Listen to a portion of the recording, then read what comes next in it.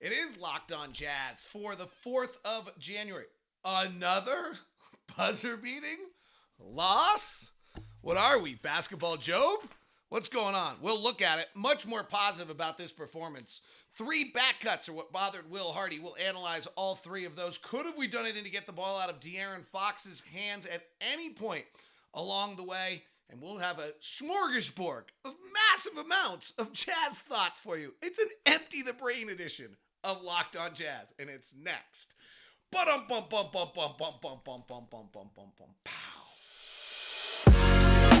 You are Locked On Jazz, your daily podcast on the Utah Jazz. Part of the Locked On Podcast Network, your team every day. How are you? I'm David Locke, radio voice of the Utah Jazz, Jazz NBA insider. This is Locked On Jazz, your daily podcast on the Utah Jazz, giving insight, expertise, geeky numbers, and hopefully making it way better to be a Jazz fan each and every day. I almost find it's not laughable to Will Hardy or any of the players right now, but as a Jazz fan, I almost feel like we just have to smile, chuckle, and hug each other today. Can we get tortured any more with close late games than we just did last night when you add in that we added the Lowry market basket so that you had a moment of thinking you'd actually won, only to realize halfway through your celebration, oh, that might not count. Oh, no, it didn't count. Oh, no, we just lost again on the 3rd straight game on a buzzer beater. It's a little nuts. How are you? Thanks so much for listening. Thanks so much for making Locked On Jazz your first listen. And thanks so much for subscribing and following the show. If you are on YouTube, please hit the bell button so that you're notified anytime we start. Appreciate you guys all. It's a bummer stretch, actually, because I do feel a little bit like both those games, Kevin Huerter rims it out, or, hey, the Kings earned it. Kings are really good. We'll talk about that. But this does feel, and I don't want to overplay it, And frankly, the San Antonio and Warriors games, which weren't great that start this stretch, are somewhat responsible as well. But I do feel like when we look back on the season, which has been awesome, and the guys' effort and resiliency has been awesome, it's been more enjoyable and better than we ever expected. I do think when you look back at this season and we wonder, do we not, let's say we don't make the play-in or we don't make the playoff. I think making the top 6 playoff would have been hard. But frankly, these 2 games might be the difference between Sacramento making the playoffs and us not. Is really what I think, when you look at it. Now the Warriors are involved and Phoenix is involved. I still don't totally buy the Blazers, who, equally the same thing can be said about us. We've lost 5 straight. So, but right. If we win these 2 games against the Kings, they're sitting at 18-18, and we're sitting at 21-19, and we're ahead of them in the standings. And it does feel a little bit to me like we're going to look back at this sequence of games and this stretch where we've now lost 10 of 12, but I actually think it might be more. I had just done the recent stretch, but I actually am now thinking back and looked at this last night, and I have to do some research. I actually think the clutch losses go back even further. It really goes back to Mike's injury. And Mike was good tonight. But it goes back to Mike's injury that we just have not been good in the clutch since. Mike was good last night. But it does feel to me a little bit like this stretch is going to be the one where we look back at the end of the season. And however we finish, frankly, I think is fine, considering everything that was going on this season. But there was a chance for a little while that we thought, wow, is it possible we could be a top 6, which really seemed like a stretch. But gosh, you grab 3 of these 5 you've lost on the buzzer, which maybe that's unfair. It's fine. It's just 2 of them. You're 21-19 right now. You actually are in the 6. Like we would be in the top 6. Could we hold that for the whole season? We'll see. I do think, Phoenix gets Booker back at some point, gets better. The Warriors get better. I think Minnesota gets better. So I do think there's a bunch of teams that probably catch us. That was unrealistic. Then you start talking about the play-in, which would be really cool, frankly. Be fun to be a part of it. We're still right in that mix. It probably depends on whether Minnesota turns the corner or not, whether the Lakers ever turn the corner. Frankly, Oklahoma City won by 40 against Boston last night. And it just feel like that this is going to be these 15 points in 5 games are going to be the stretch where we turn it around, look back and say, oh, well, that's where, it kind of went. And it's a bummer because I'm not sure that I thought last night particularly that I thought the guys played really well. I thought Vando brought just huge energy And I thought it was a hard game. And I was really wildly impressed because I thought Sacramento was outplaying the Jazz. I thought Sabonis was the best player on the floor. And then it was clear Fox was the best player on the floor later. And yet the Jazz collectively stayed in the game for just an extended, really just stayed around 5 and 7. Then would go back to 9 and come back to 5. I was super impressed by the effort last night by the Jazz. And felt similar on the Miami game where this team hovers. They just stay around. They're kind of like the little brother, like big brother and his friends are going out and playing, and little brother's just like always there. And like little big brother and his friends leave the house to go down to the ice cream shop, like in the old 1950s sitcom. And somehow little brother's like a block behind, just, hey, here I am. Like, I feel like that's who we are. And then by the end, you're like involved. Like, we just don't go away. It's super impressive in how the Jazz are doing this. But with that said, it does feel as though this kind of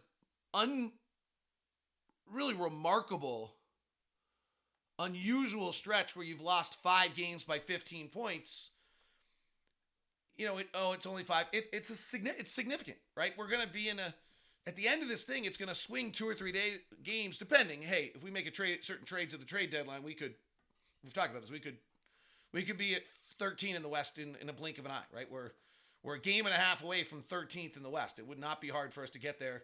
1 or 2 trades, 1 or 2 more injuries, we're there. As good as everything's been. That's just where the league is right now. The league's incredible in how tight it is and how much it moves. On the other end, to my point, is we're 3 games behind Sacramento and have just lost 2 games to Sacramento on the buzzer. And if we win those 2 games and they lose those 2 games, they're 18 and 18 and we're 21 and 19. So we're suddenly ahead of them. So it's, right. You got it. I mean, I don't want to overplay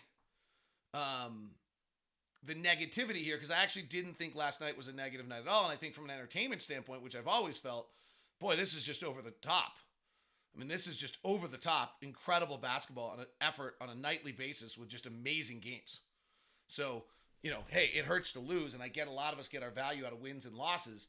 On the other end, if you get your value out of entertainment and effort and tenacity and battle, pretty great. Pretty great.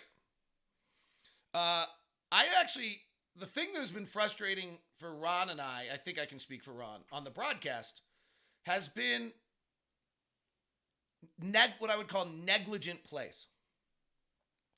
I feel like there's been, in the games prior to last night, 3 to 5 negligent plays a game. That's 1 a quarter. It's actually a lot. Like, I get that there's 190 back and forth in a night. It's pretty hard to be perfect. But it did seem to me that there were 3 to 5 negligent plays a night in the Spurs, the Warriors, the Heat, in those games. And if I went back and watched film and I was Will Hardy, like, I'd just be like, oh my gosh, like, what are you doing? Now, we had some tough plays. Nickeil Alexander-Walker, like, over-dribbled drastically in the first quarter of the game, and then didn't at all the rest of the game. Like, those are the things that actually are super cool. Like, Nickeil is out there over-dribbling, like, not getting off the ball at all. Really a tough opening stretch. Davion Mitchell gets into him. He comes to the bench. He and Will Hardy, like, exchange pretty heated exchange. I thought we saw great leadership by the Jazz. You saw Taylor Horton-Tucker kind of tapping Alexander Walker, saying it's all right. Rudy Gay came over and kind of said, like, hey, you're okay to Alexander Walker. Like, Nickeil's a great kid. So, like, if he's hot, it's only because he's frustrated with himself or he's frustrated with the situation. And he really did. He had I don't know what it was, but he had a gripe. Like, he had something where he thought, like, I think he thought he was being unfairly criticized, right? We all do it times in life. And then you saw him, like, even Simone came over to him for a second. Leo came over to him. You saw some good little stuff right there. And then you liked what Will Hardy did, where Will Hardy brought him back in the game shortly thereafter. Like, okay, you blew that. We just had heated words, but you're not, like, in the doghouse. You're not punished. And I think Alexander Walker hadn't played in a little while, was pressing. And he then, I thought was really good the rest of the game. Got off the ball a lot. Moved it. Was actually a facilitator. Was moving the basketball a tremendous amount late in games. He does not have a good plus-minus last night. It's probably from the first stint. But I thought that was like, those are the little signs inside that to me last night, I thought there were a lot less negligent plays by the Jazz. I thought they were more engaged, more finally too. They were a little funky in the first quarter, right? They're down 12, second largest first quarter deficit they've had all season long. And the ball was kind of flying all over the place. That just happens. Like, that's not negligence. That's just like, you're out of rhythm. You're trying stuff. It happens. The negligence is not getting back on defense, not rotating defensively, not closing out with your hands down, just lack of focus kind of stuff. And I didn't think I saw that as much last night, which was really encouraging. Hey, this show, let me just be clear where we are today. I said it's a smorgasbord, kind of a brain dump of a show. Like, I got my notes here. I don't usually have this many notes. Usually it's a little more structured. It's just kind of where I am today with this, just a lot of different thoughts. In fact, Alexander Walker was not even on my thoughts. So you're really getting a 30-minute brain dump today. And so I try to always give you a little bit of a roadmap when the show starts, like, hey, we're going from here and we're going to here. And we got the little graphics on YouTube that tell you, no promises today. No promises today. It's a little bit of a, in boom, boom, boom, boom, boom, boom, boom, like all different thoughts. That's where we're going today. So I've got a collection of thoughts here for you. 3 backdoor cuts that happened late in the game were vital. I do think the Kings are super good, and they did some interesting. They're and I'll explain why. So I think there should be a lot of, like, I know we lost to the Kings. They're the Kings. They're not the Kings. They're actually really good. Their defense is not. Their offense is excellent. We'll talk about that in a second. They're super hard to guard. And I got a bunch of other thoughts coming your direction as well. We will do an Ask LOJ this week on Friday because I want to hear from you guys a little bit more than I have been as well. Today's show is brought to you by our friends over at Murdoch Chevy, located at Woods Cross, also in Logan. The Chevy lineup of trucks is, well, it's the best there is. Really, it's quite simple. You've got the Silverado. You've got the Colorado. The Colorado is the smaller of the two. It's kind of the zippier, fun truck for you. Reasonably priced. Kind of the, like, in all of our dreams, everyone would have this truck, right? If we all could just have that one, absolutely. The ZR2 is pretty sweet, though. They've souped this thing up. It used to be pretty basic. Now it's rolling. The Silverado truck is, you got the 3500 HD, you got the chassis cab, you've got the 2500 HD. They've got a bunch of different models, and it's I call it the lazy boy chair of trucks because you just are sitting back. It's cool. I had one for a while. It was awesome. And a pretty cool little setup. It's all over at Murdoch Chevy, located in Woods Cross, also in Logan. If you're going to head over to either of those locations, do feel free to hit me up first over at Murdoch Chevy. Today's show is also brought to you by our good friend Steve Carter over at the great Intercap Lending. Steve is our personal loan officer at Intercap, and Intercap's got some neat things going on right now. First of all, if you're new to the program and not heard about Steve Carter is our own personal loan officer. And for those who are been with the program before, they've heard there's nothing I enjoy more than sending someone to Steve Carter, because I promise I know the customer service that you're going to get is 1 in a million. The second aspect of this is a program that's really, really cool they're running. It's called FreeFi. FreeFi is a program where everyone that buys a home using Intercap Lending between now and March of 2023, so next 2 months, will have the ability, when interest rates dip down, to take advantage of a refi, and Intercap will waive all lender fees for the refi.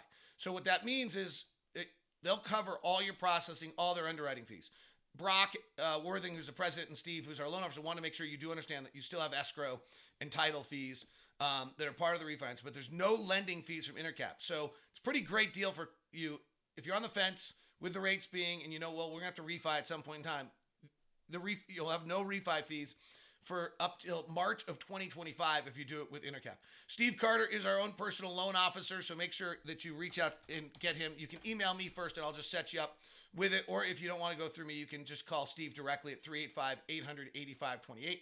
That's 385-800-8528. Intercap Lending, NMLS number 190465. For more information, visit intercaplending.com. Thanks so much for making Locked On Jazz your first listen of the day. We will second listen. Locked On Sports Today. If you did not hear yesterday's edition of Locked On Sports Today, they really did an incredible job on covering the story out of Buffalo and Cincinnati game. Jake Lisco, our Bengals host, was terrific, and then Jeff Carr, who's actually our Reds host, but he's a Bengals season ticket holder, was in the stadium and shared what it was like to be in the stadium. So that was a really, really good show. So go grab Locked On Sports today. Subscribe and follow it as your second listen every single day. 22 minutes to catch you up on all things sports. All right. I think the Kings are super good. And I want to get into why and make sure we just kind of understand what they've built. And that trade that they got so panned for, which I actually liked for them at the time, I think I might have been the only one, definitely felt like it was on an island, I think is turning out to be true. First of all, Sabonis is terrific.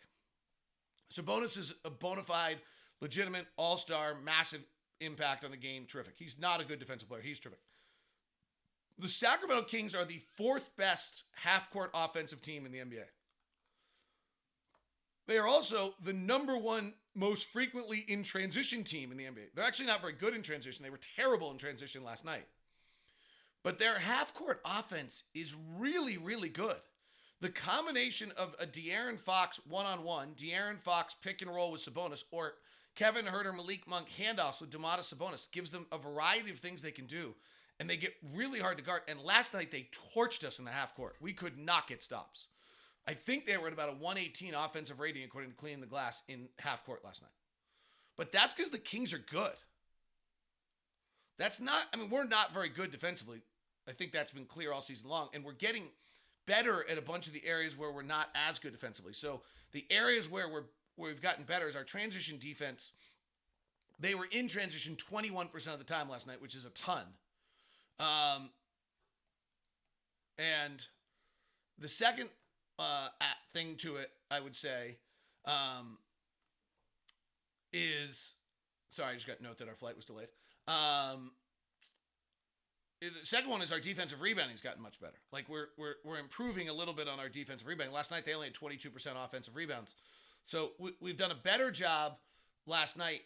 We really were terrific in transition defense. They only averaged like points. They were 2 times better in the half court than they were in transition yesterday, which is absolutely crazy. They were in transition a ton, but they either missed or we got back well defensively.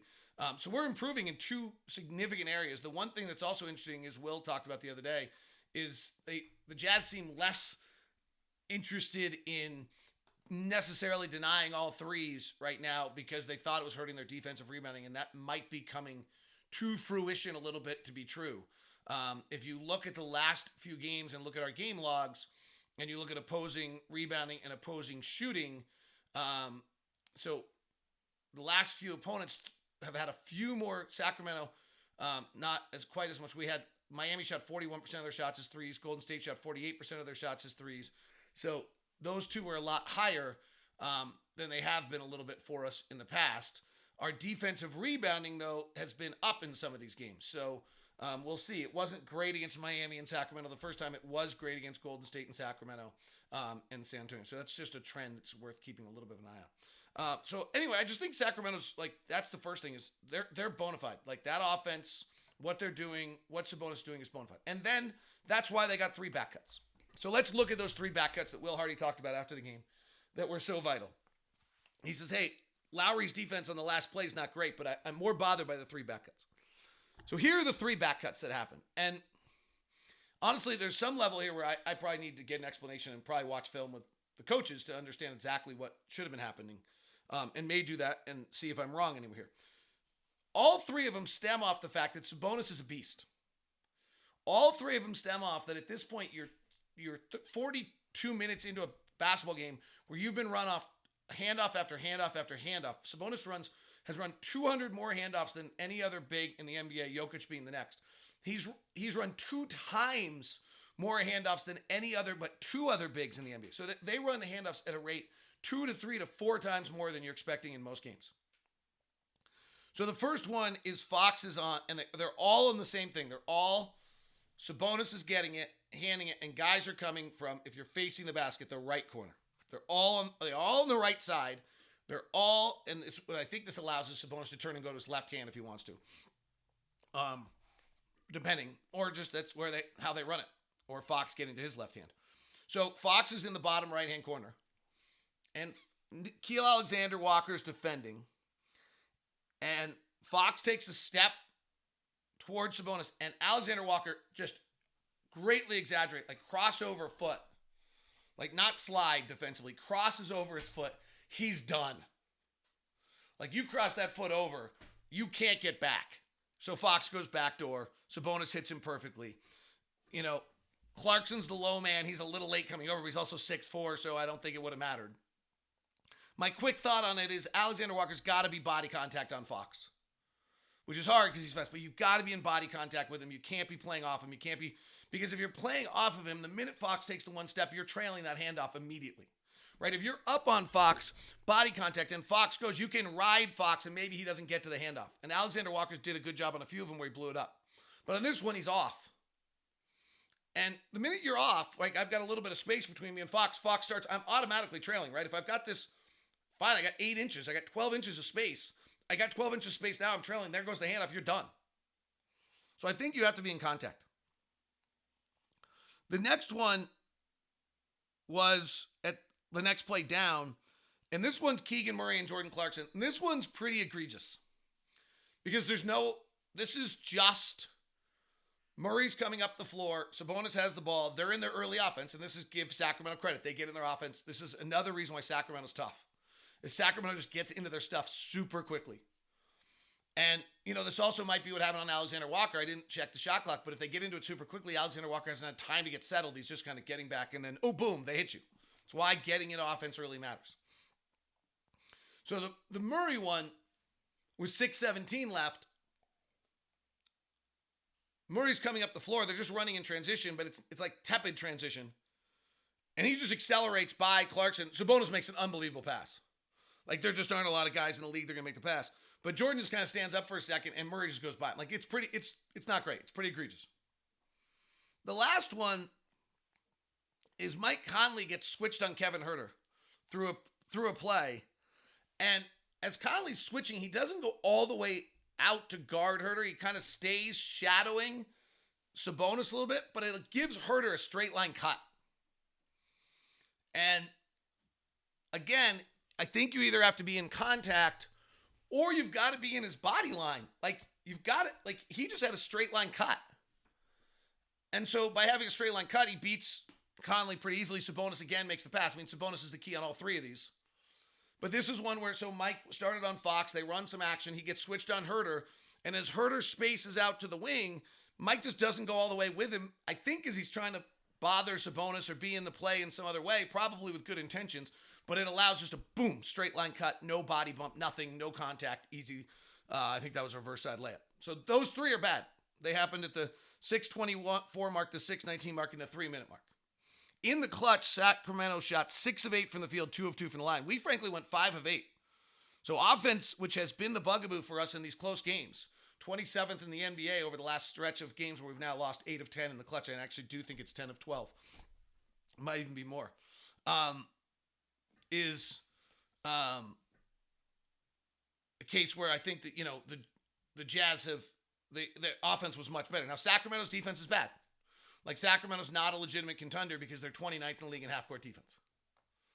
But their offense is totally bona fide and deserves the respect. And I'm just not sure you can beat us up for, I mean, their offensive rating last night was a 116. Frankly, the Jazz defense, quarter by quarter last night, got better and better and better, which was really impressive. And there were some really good coaching moves by Will Hardy early in that third quarter. We'll get to those here in just a second as we continue. And then talk about whether or not there was something we could have done to De'Aaron Fox. Just a brain dump of a day here. Thanks very much for dealing with the brain dump and making Locked On Jazz your first listen of the day. Today's show is brought to you in part by our good friends over at betonline.net. BetOnline, the place for your news source information, all at betonline.net. BetOnline gives you all the odds, all the information, podcast, news, scores, and more that you could possibly imagine over. Go check it out. Lines coming into tonight, NFL, no Thursday game. We'd play Saturday. Chiefs are now a 9-point favorite over the Raiders. Jags are 6.5-point favorite over the Titans. In the NBA world tonight, we've got a full docket of games. Donovan Mitchell goes back out against Cleveland. Against Phoenix. They're a 5-point favorite. Game of the night probably tonight. Milwaukee at Toronto, and Toronto's a 5-point favorite. Milwaukee's really scuffling. Will the Nets continue their win streak? They're in Chicago. They're a 4-point favorite. We'll be watching the Timberwolves closely. They're home against Portland and a 1-point dog. Vegas is really soured on everything going on with them. Sacramento's back in action tonight, getting up against Atlanta. Nate McMillan better write that ship here pretty quickly. There's going to be a new head coach in Atlanta quickly. I hope you can figure it out. That is betonline.net, where the game starts. Thanks very much for making us your first listen each and every day. Locked on game to game, 3 games last night. The Locked on NBA game to game will run you through those 3 games. All right. Could have the Jazz done something to get the ball out of De'Aaron Fox's hands? And is one of the questions. But let me first go to, I thought the Jazz made 2 really interesting defensive adjustments last night in the third quarter that changed the game a little bit. First is they had Jared Vanderbilt guard De'Aaron Fox. Vando's interesting because I don't think of him as a great defensive player. I think of him as a great energy player. And his energy last night was awesome. In the first quarter, the Kings had an offensive rating of a 130. In the second quarter, the Jazz tightened up and their offensive rating went to a 104. Now, the minute Sabonis goes off the floor, Sacramento cannot score. It's drastic. It's 13 points per 100 possessions. Last night, I think their offensive rating with Sabonis on the floor was off the floor was a 50, and it was a 131 with Sabonis on the floor. He's great. So you do have to, anytime you look at these quarter breakdowns, like Sabonis was on the floor for 9 minutes in the first quarter, and the Kings had an offensive rating of a 157. Wow. Second quarter, the Jazz tighten up. They have a 104, but with Sabonis on the floor, it's still a 135. Like, he's just that great. Third quarter, the Jazz now double Sabonis, and they put Vanderbilt on Fox, and the defensive rating is 100, and the defensive rating with Sabonis on the floor was 100. He played almost the entire quarter. So really, the Jazz figure something out there in the third quarter, do a great job with it. And they're trying to get back to it in the fourth quarter with Vanderbilt, but Vanderbilt's hard because he doesn't space the floor. And you've got Sabonis, who's the most physical player in the NBA, who you've got to have guarded by some other big combination of bigs on the floor. In the fourth quarter, the Jazz defensive rating was a 132, so it was suddenly not as, they weren't as good as they had been, but they had tightened the ship up there to get back in the game with some nice defensive adjustments, and the adjustments were they were doubling on Sabonis in the post, and they had Vanderbilt guarding Fox. They tried to get back to Vanderbilt guarding Fox as much as they could in the fourth quarter, and I just discussed some of the problems of trying to play Vando in that lineups and the spacing and things. And frankly, we had the same problem. We could not score when Walker was on the floor last night either. The Jazz defense down the stretch, by the way, was a 140. Now, the Jazz offense was a 170 in the clutch last night. So the offense for the Jazz late in the game was just awesome and executed really, really well. And you're flipping between Vando and Beasley. And I think, by the way, when Beasley was on the floor, our offensive rating in those minutes was like a 200. And when Vando was on the floor, it was like 100. So, I mean, there's a really big difference between what happens when you make those offensively, when you have a shooter versus a non-shooter, but you were trying to guard Fox. So could have the Jazz done something to get the ball out of Fox's hands? So few things. One, if we just go to the late game, they have Barnes, Murray, Herter, Fox, and Sabonis on the floor. They space the floor beautifully. Fox is going to come from the left side on every single one of these, and he's actually going to come from the left side and want to get to his left hand. So they're going to put one guy in the corner, and it can be any of these 3 guys. But Barnes, Murray, and Herter are all 40% three-point shooters, basically, right? Barnes is probably not right there right now this year, but for a career, he's pretty close. Herter's at 42%. Murray's at 38% for the season. And Barnes is a career knockdown shooter. Like, he's a 12-year veteran, I think. Maybe 10-year veteran who's this year he is shooting 31% from 3, who for the last 5 years has shot 39, 39, 39, 40, 41, 39. Like, I'm not buying the 31.5 on him. I don't think his legs just went. I think he just had a bad stretch. He's only 30 years old. Now, maybe that's the guy you decide that you're going to double off of. There was a few things that happened late in the game that were interesting. One is that Fox did not go after the same guy every time. So if you go back and look at Fox's baskets late in the game, he goes after Clarkson on one, he goes after Olynyk on one, and he goes after Markkanen on one. If he's changing who he's going after each time, it's hard for you to designate one guy to double. The other thing is they're spacing the floor in such a way that Fox is out on the left side. There's a tight guy on the right corner, or on the left corner with Fox. And then they have two guys lifted to the other side, so that if you're doubling from one of the guys, you very rarely want to leave strong side corner. So if Fox is left side, you're not leaving left corner. So now your double has to come either that you're doubling Fox if he comes off a Sabonis pick in some way, which he wasn't doing every single time. That's probably why. Just to understand it, that's probably why he didn't do it.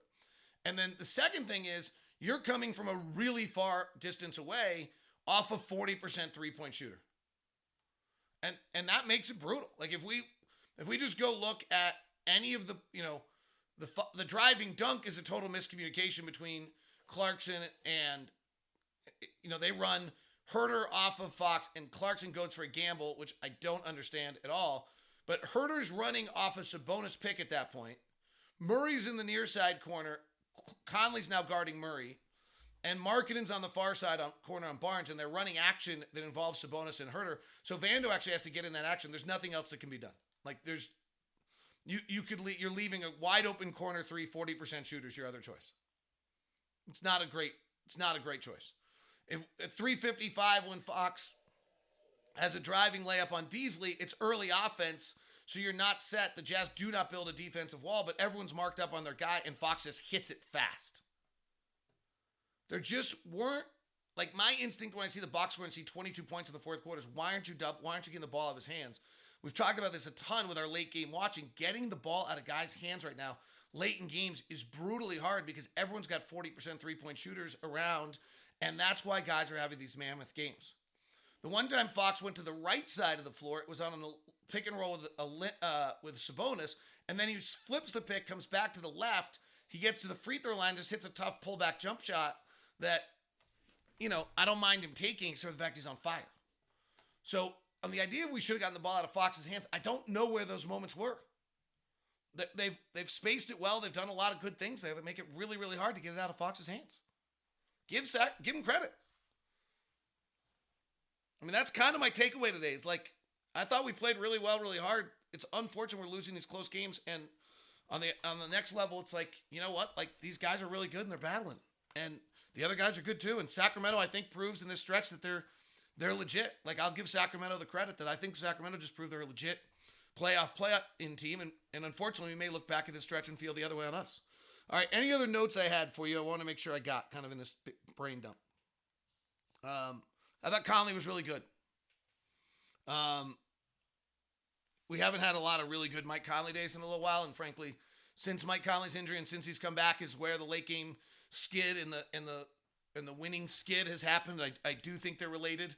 Mike's just not quite right, and we've talked about how Mike is the thread that holds this thing together, and I've talked to Mike about what he's going through and how difficult it is, and how he's had to change kind of how he shoots it and how he lands and all sorts of other things. But the fact is that on the 18th game of the year when we win in Portland, I think we're 12-6, and we've won a ton of close games, and then we start to lose close games, and then since Mike's come back, we have not gotten any better at winning those games. In fact, in the 12 games that Mike's back, 11 of which he starts, I think we're 4-8, and he's shooting 38% and 32% from three. So to have Mike suddenly drop 18 points, 6 of 10 shooting, 2 days off, I think matters. It's noticeable that his best games, he had 17 after we had 3 days off against the Spurs. He did have 17 against Sacramento, which might be a little bit of their defense, and he had 18 last night with 2 nights off against Sacramento.